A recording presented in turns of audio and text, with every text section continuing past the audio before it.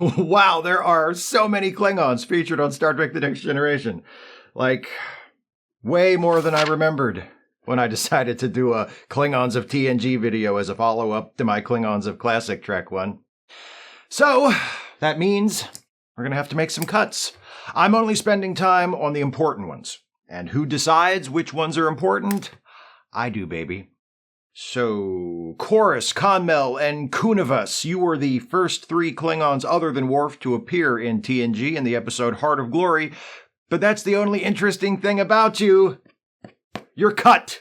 Kargan and Clag from the Klingon ship Commander Riker served on during A Matter of Honor. You're cut, but not before I recognize that Clag was played by Brian Thompson, in case his fan club shows up in the comment section again. Kahless, Baby Worf's nurse, who rejected the advances of Chancellor Kimpek because she thought he was too fat, and who also showed up as a witness for Worf's side when the High Council was deciding whether or not to strip Worf of his honor in Sins of the Father. Thank you for your service, Kahless.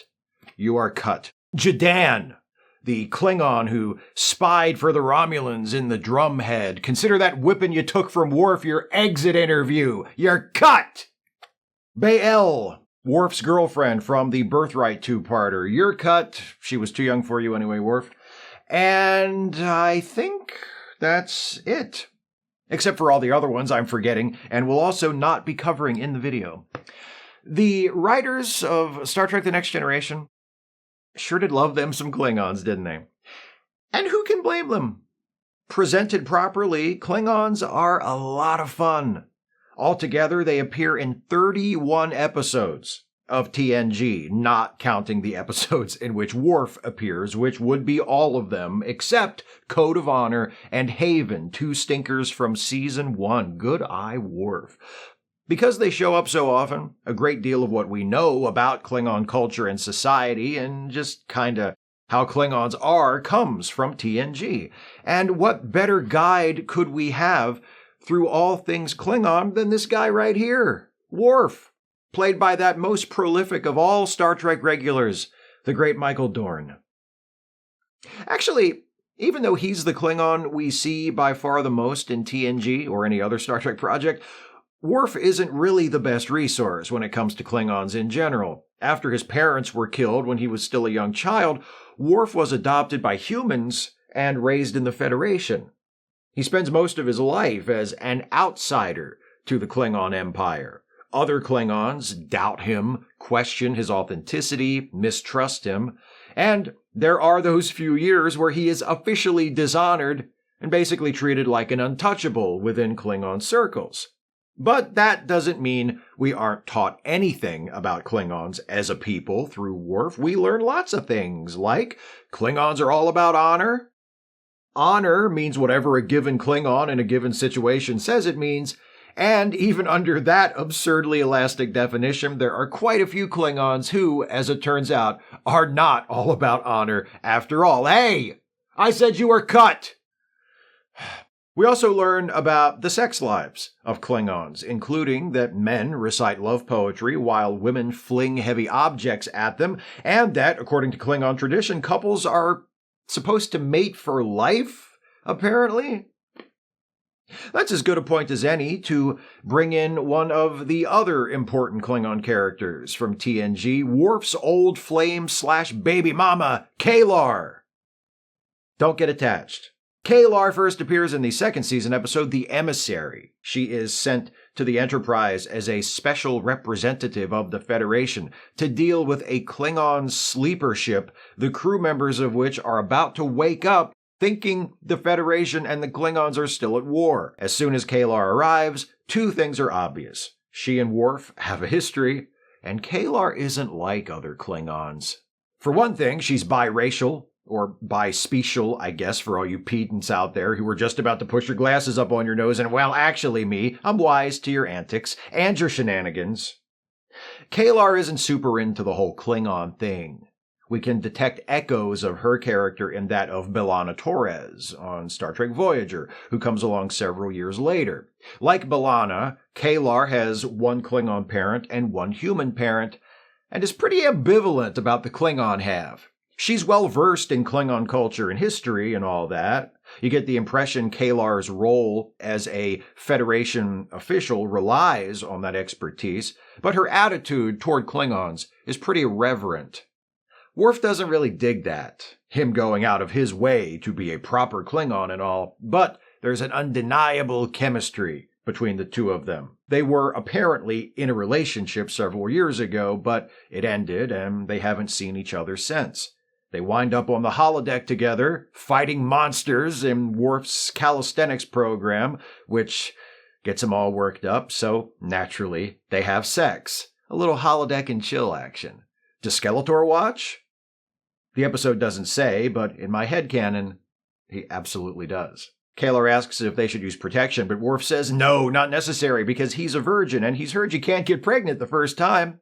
After they complete the act, Worf gets all serious and asks K'Ehleyar to marry him in the traditional Klingon way of yelling some made-up blah-blah-blah at the ceiling. But K'Ehleyar is like, whoa! Was that the marriage proposal blah-blah-blah? No way, dude. I'm not into that. I'm a free agent. I ain't trying to get tied down as no starship wife.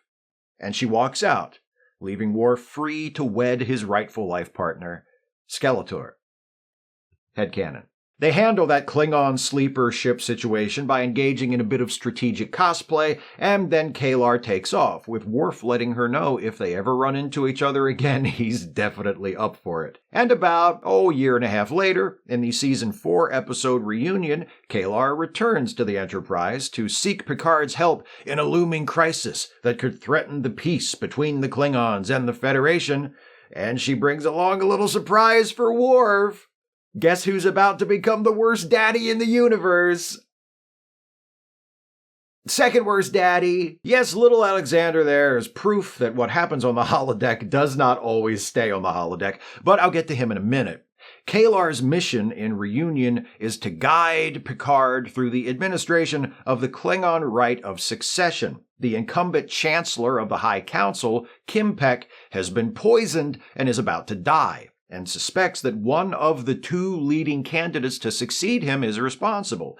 He has chosen Picard as an outsider to oversee the selection of a new chancellor, and also hopes Picard will be able to discover who poisoned him. The poisoner is unfit to lead the Empire, because as a Klingon, you're not supposed to kill people with poison. Poison is undetectable. There's no way for your enemy to defend themselves. It's not a fair fight. It's dishonorable.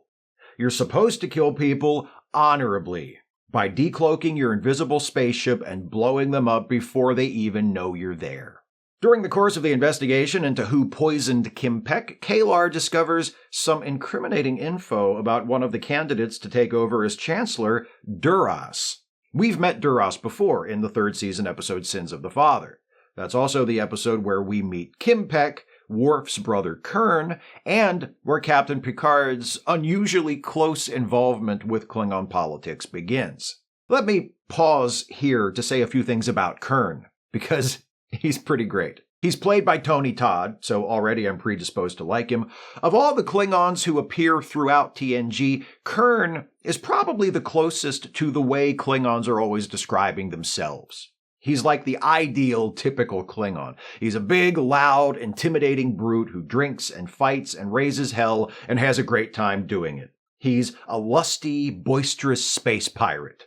When he first shows up in Sins of the Father, Kurn is a Klingon officer who has come aboard the Enterprise to temporarily take over as first officer as part of the same exchange program that allowed Riker to serve on a Klingon ship in Season 2. He takes particular pleasure in abusing and belittling Worf, who doesn't yet know of their relationship.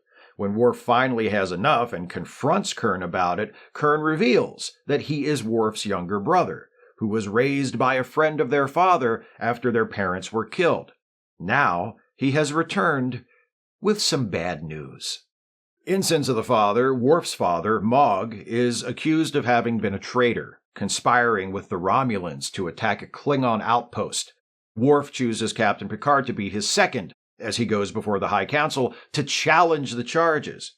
After investigating the attack on the Khitomer outpost, Picard learns that Worf's father was innocent, and the true traitor was the father of Duras.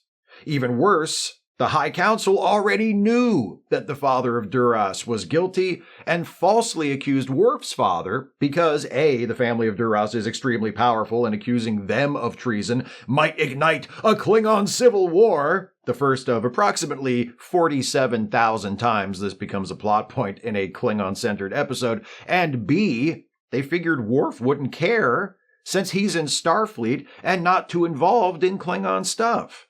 But Worf did care, and he showed up to challenge the charges against his father, and as a result, Kimpek is like, well, we still need to hide the truth about this to prevent a civil war, so I guess we're just gonna have to kill you and your brother. Worf makes a counterproposal. In exchange for his brother's life, he will personally accept the dishonor that would ordinarily be carried by his entire family for his father's supposed treason. That means Worf will be shunned by other Klingons. His name will no longer be spoken by his people. Worf gives Duras one for the road, then they all walk out into the council chamber and the Klingons do the thing where they cross their arms and turn their backs like, Kronos forever! Worf never! Anyway, during her investigation into Kimpek's poisoning in the episode Reunion, Kalar finds out all of this and concludes that Duras must also be the one behind the assassination of Kimpek. Duras finds out that she's been snooping around and confronts her, and she does that thing that characters always do in movies and TV shows where she tells the obviously dangerous murderer that she knows all about his crimes, thus giving him an extremely compelling motive to murder her. Free advice? Don't do that. If you find out that someone committed a murder and that person suspects you're catching on to them and shows up at your house, just play dumb, okay? Don't tell them what you know. Don't tell them that you know anything. And definitely don't end the conversation with, and I'm going to the cops. Do you want to be the second murder? Because that's how second murders happen. Duras kills Kalar to keep her from exposing him. Worf shows up as she lay dying. It's too late to help her, but she does manage to tell Worf that Duras is the one who did it before she drops dead. So Worf pays a little visit to the man who murdered Kalar and murders him back in one of my favorite moments from all of TNG because I love Worf, and what I really love about Worf is when he kills people. He doesn't get to do it very often in TNG. You've got to savor those moments. So now I can check Kalar and Duras and Kimpek off as well. Of the three, only Kalar is really worth discussing as a character. Kimpek is fine as the gruff old head Klingon. You get a sense from him in his scenes that he's had his job for too long, and he wants to hold the Empire together and keep power from falling into the wrong hands once he's gone, but also he's just kind of over it. And Duras is a good villain. He's deceitful and manipulative and loyal only to himself, which makes him a solid foil for Worf. He shows up for 2 episodes, and I think that's all we need to see of him, really. Ditto for Kimpek. But Kalar, I think killing her off was a shame. It played into the tiresome trope of icing the female supporting character to give the male hero added motivation, which is something writers ought to avoid, generally speaking. And it took an interesting character off the board who could have been brought back for future stories. Other than giving Worf a reason to leave a sword sticking out of Duras's chest, killing Kalar doesn't really accomplish anything narratively, and I'm sure they could have come up with some other motive for Worf to kill Duras. That dude was a dick. Kalar's death leaves Worf responsible for their son, Alexander, but Worf immediately sends Alexander to live with Worf's parents on Earth anyway. So why not allow Kalar to survive this episode and just take Alexander with her when she leaves the ship?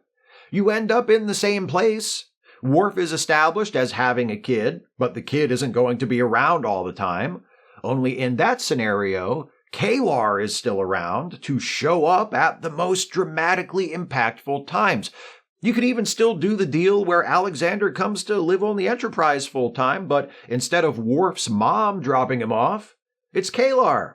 And imagine the episode of Deep Space Nine they could have written with Kalar showing up after Worf and Jadzia have become a thing. Worf has moved on with his life, he's found happiness with someone else, and then who comes back into his life but his first love, the woman who made a man out of him on the holodeck with Skeletor looking on from behind a log? The drama! Plus, Kalar was played by Susie Plaxon, who also played Dr. Solar in Season 2 of TNG, Lady Q on Voyager, and Tara on Enterprise. She's always great, but she's especially great as Kalar. And there's still a lot of potential in that character, so it seems like if you were producing a Star Trek series, you might want to keep open the option to bring her back every once in a while. But they fridged her. Ah well, that's it for Kalar. Hey, let's talk about her horrible son. Horrible in the sense of being a horrible character, not a horrible person. He's a kid. Kids are always horrible. I don't hold that against him. I mean, I do, but no more than I would against any other kid who has ever lived, including myself when I was that age. So that's fair, right? Though he debuts in Reunion, Alexander doesn't become a recurring presence on the show until Season 5's New Ground, when Worf's mother, Helena, shows up with Alexander in tow and basically tells Worf, hey, your father and I are getting too old for this shit. You need to raise the little bastard yourself. From then on, Alexander lives on the Enterprise with Worf.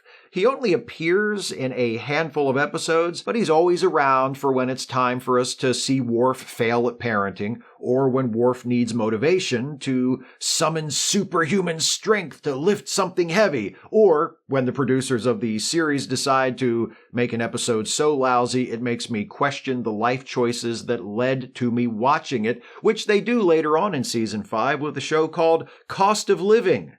An episode that heavily features Alexander and Lwaxana Troi? More like Cost of Watching. Am I right? Look, not every episode to feature Alexander is that bad. New Ground, the episode where he comes to live on the Enterprise, isn't terrible.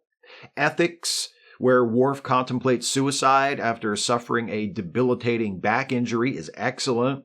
A Fistful of Datas is a lot of fun.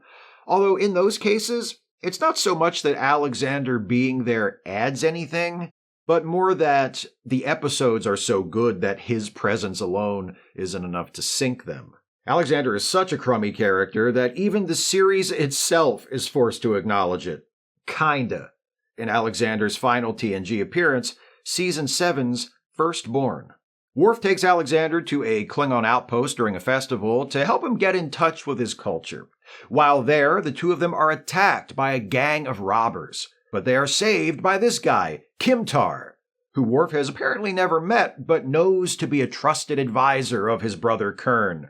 Kimtar explains that he was sent to protect Worf and Alexander.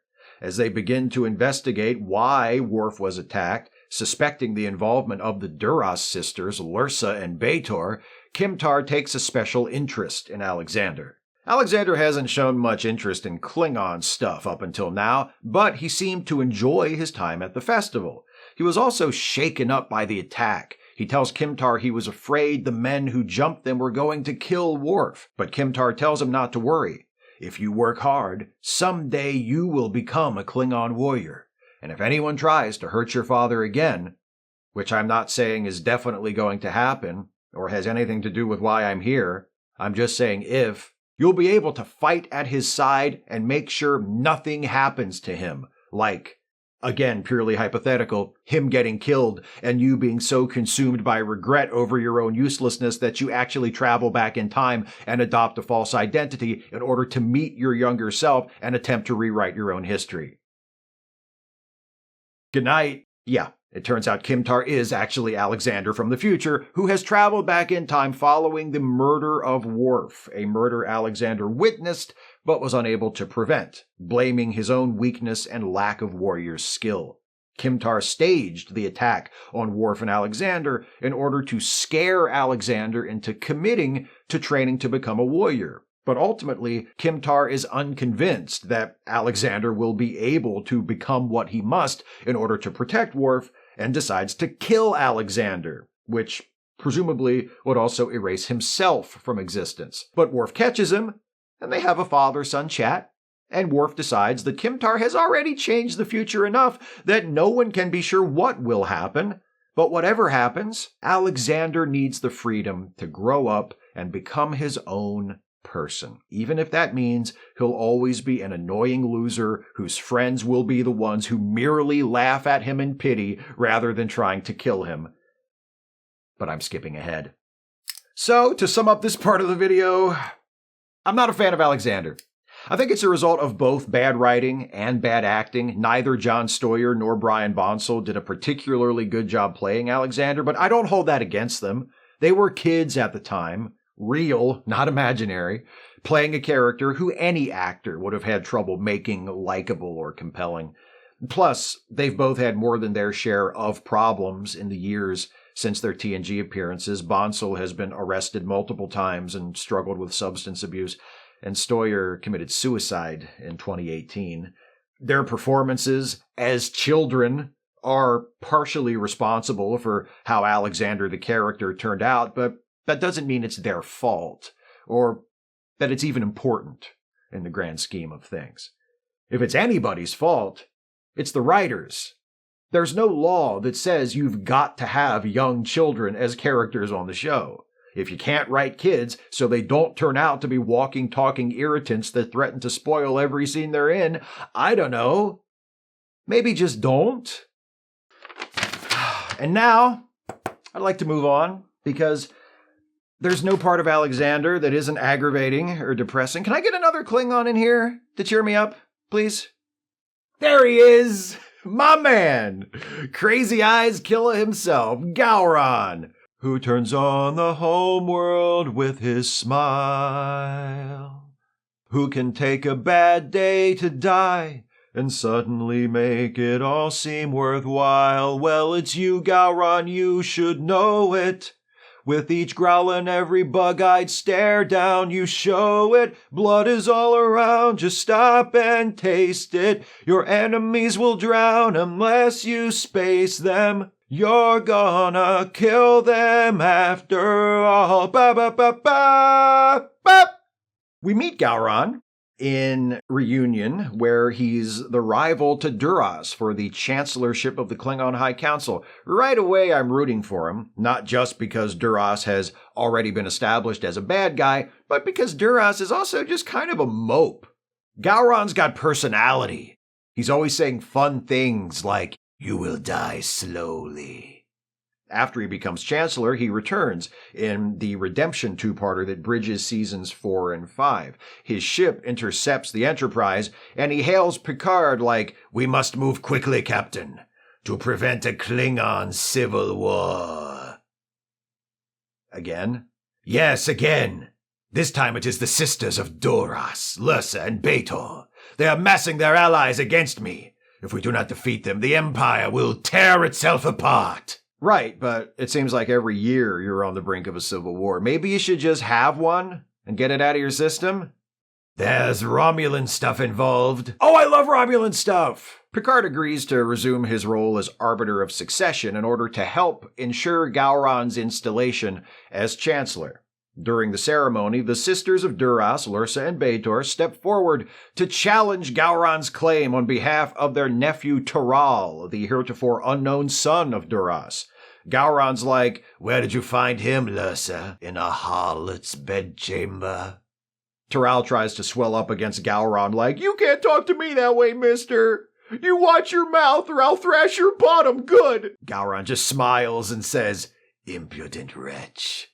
And from the look on his face, you can tell he's already thinking ahead to how he's going to kill this little shit. Picard meets privately with Lursa and Betor, who attempt to flatter and seduce and threaten him into ruling in their favor and making Taral leader of the High Council. And if you're like me, you sometimes have trouble remembering which one is Lursa and which one is Betor. So here's a little trick I figured out. Lursa is the smart one, and Betor is the horny one. Their efforts to persuade/intimidate Picard are unsuccessful. He drinks the tea they offer him, then gets up and walks out like, "Thanks, suckers!" The next day, he announces his decision as Arbiter. Taral is only a kid. It doesn't matter who his father was. He has fought no battles and shed no blood. Gowron has the only rightful claim, and Gowron will be the Chancellor. Despite this, several council members remain loyal to the Duras family and move to stand alongside Lursa, Betor, and Taral. Gowron tries to talk them out of it for like a second, then smiles wickedly and delivers my favorite line of his ever. "Then go! Your blood will paint the way to the future." And it does! At least, For some of them, it does, presumably. There is a Klingon civil war that follows. I mean, good for them. It's obviously what they wanted this whole time. It's Gowron versus Lursa and B'Etor, and it turns out Lursa and B'Etor are working for Sela, the Romulan daughter of Tasha Yar. Sela's help doesn't amount to much, ultimately, mostly because her cloaked ships are prevented from sneaking in undetected by a blockade of Starfleet ships organized by Picard. Gowron's side wins the war, thanks in part to help from Worf, who temporarily resigns from Starfleet to join the fight, and Worf's brother Kurn. In exchange for the support of Worf's family and their allies, Gowron returns Worf's honor, which was taken by the Council to cover up the crimes of Duras' father. This involves having Worf grab hold of a knife by the blade so Gowron can slice up his hand, because Klingons. Later, after the war is over and Gowron has finally had a chance to settle in as Chancellor, he marches Taral, who has been captured after being abandoned by Lursa and B'Etor, into the Great Hall and says to Worf, "This kid's family stole your honor, so now I'm gonna let you kill him back for it. I know you love doing that." But Worf declines. He says, "You know what? I think I'm moving beyond my killing people back phase. This kid is a punk, but he's done me no personal wrong, and I'm not going to kill him for the crimes of his family." So Kurn steps up like, "I'll do it." But Worf backs him down, says, "No, Gowron gave me his life, and I spared it. So no killing him, okay?" Kurn's like, "But killing people for what their fathers did is our way. It's the Klingon way." Worf says, "But it is not my way." Boom! Headshot! Only, not. Worf and Picard walk out, leaving Gowron in charge of the Klingon Empire, just as the gods would have intended if the Klingons hadn't killed them already. I love Gowron. Other than Worf, he is by far my favorite Klingon to appear in TNG. I think that's because Gowron exemplifies how I think Klingons ought to be presented. Because TNG-era Klingons are ridiculous. Everything about them is ridiculous. Their culture is so tightly centered around war and these arcane, labyrinthine notions of honor and blood debts and generational guilt that it's incredible, literally incredible. These unhinged cavemen made it to outer space and created an interplanetary empire that has stood as a great power for centuries. With all of that being the case, I think Klingons are best when they aren't taken seriously. I don't mean that they should be presented as full-on comedy, but they should be presented in ways that lean into the silliness and let us in the audience know that we don't really need to take these guys too seriously, even if the characters in the show do. Gowron is the model for that kind of presentation. Within the fiction of the show, he's a big deal, a warrior, a leader, and other characters treat him accordingly. But viewed from the outside, he's a fucking nut. Played with maniacal glee by the inimitable Robert O'Reilly, Gowron is the living, breathing, growling, threatening embodiment of everything that makes the Klingons of TNG so absurd and so delightful. This guy is the leader of a vast and powerful military empire. This crazed, vibrating cluster of barely restrained impulses who always seems about half a second away from snapping and killing everyone in the room. It's unbelievable, it's utterly preposterous, and that's why it's good. I already told you my favorite Gowron line, "Your blood will paint the way to the future."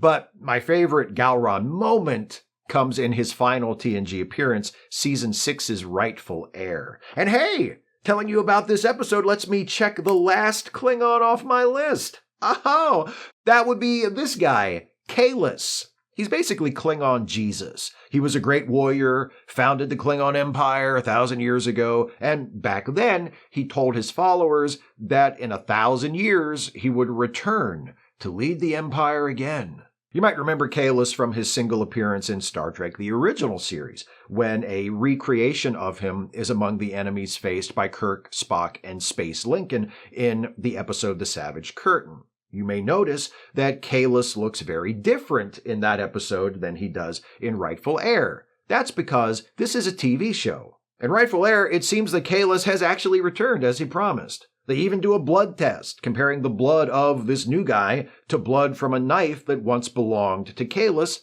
and it matches. He is Kahless. But here comes Gowron, and he's like, "Oh, Kahless is back? Well, fuck him!" See, even with the blood test result, Gowron doesn't believe this is the real Kahless. And he knows what a bunch of gullible rubes his fellow Klingons are, and that a bunch of them would probably follow Kahless without a second thought, which would threaten Gowron's own leadership. So, this Kahless guy has got to go. The resurrected Kahless temporarily sets up house in a recreation of a Klingon temple in one of the Enterprise's holodecks, and Gowron pays him a visit. Kahless shares an anecdote about a time, like 1,000 years ago, when he saw this dude standing outside with a storm rolling in. He goes up to the guy and says, "Hey, you're not gonna take shelter from the storm?" And the guy says, "No, I'm not afraid. I'm gonna stay out here and make the wind respect me." Kahless goes inside, the storm comes, and the doofus who stayed outside is killed. Because, Kahless says, the wind does not respect a fool. Do not stand before the wind, Gowron. To which Gowron replies, "What was his name?" Kahless is like, "Huh?" Gowron says, "The guy who stood outside during the storm. If you were really there, you should be able to tell us his name, what he looked like, what color his eyes were." So, Kahless is like, "I don't remember, it's not important." So, Gowron pulls a knife on Kahless, the Klingon Jesus, and they have a fight, and Gowron kicks his ass and doesn't kill him only because Worf steps in to stop him. It's Gowron's "what does God need with a starship" moment, only right after he asks that question, he beats the shit out of God. Beat that, Captain Kirk. It all works out in the end. The returned Kahless is revealed to be a clone, and he is given a ceremonial role in the Klingon government that will allow him to inspire the people without holding any real political power. Gowron goes along with it, probably because he knows he can kill Clone-less whenever he needs to, and everybody lives happily ever after. That is a different series. On TNG, everybody lives happily ever after. Well, not everybody.